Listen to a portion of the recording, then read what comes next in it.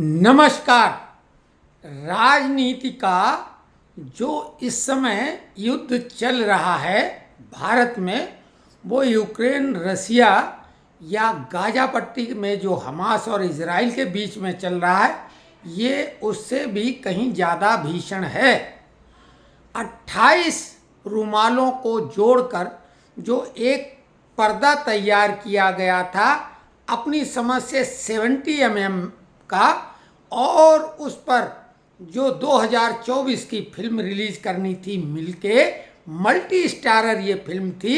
28 के 28 अपने अपने ढंग से स्वनामधन्य सुपरस्टार, और इनमें वैसे तो कोई समानता नहीं थी, लेकिन एक बात समान रूप से थी कि सभी के रुमाल का कलर हरा था।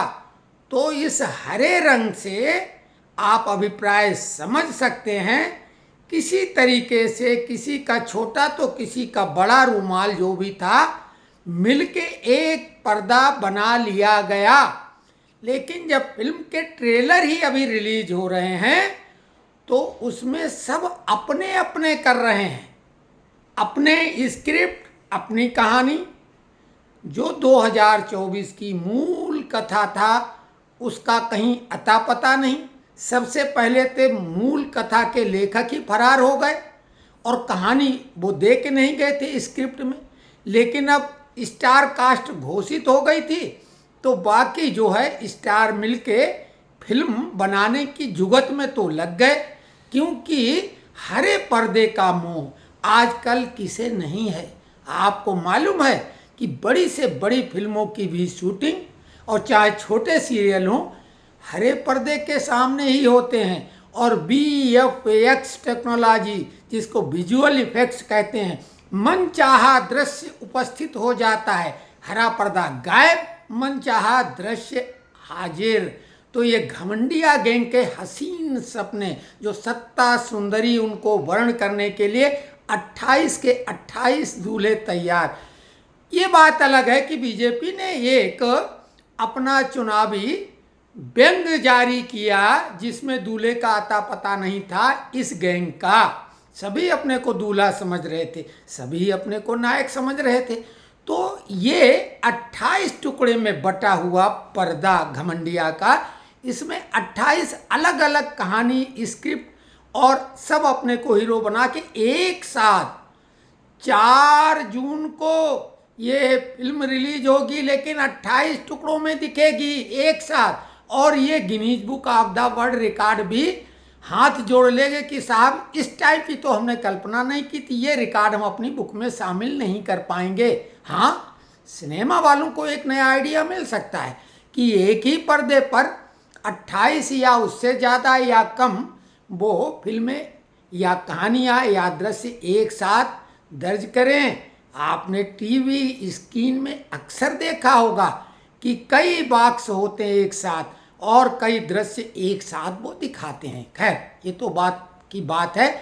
असली बात गंभीरता के साथ, जब घमंडिया गैंग यानी INDIA उन्होंने अपनी तरफ से तो इंडिया यानी भारत बना दिया था, लेकिन जब इंडिया बना था तो उसके बाद अब जाके उनकी असलियत सामने आई कि घोषणा पत्र किसी भी दल का चुनाव में बहुत महत्वपूर्ण दस्तावेज होता है।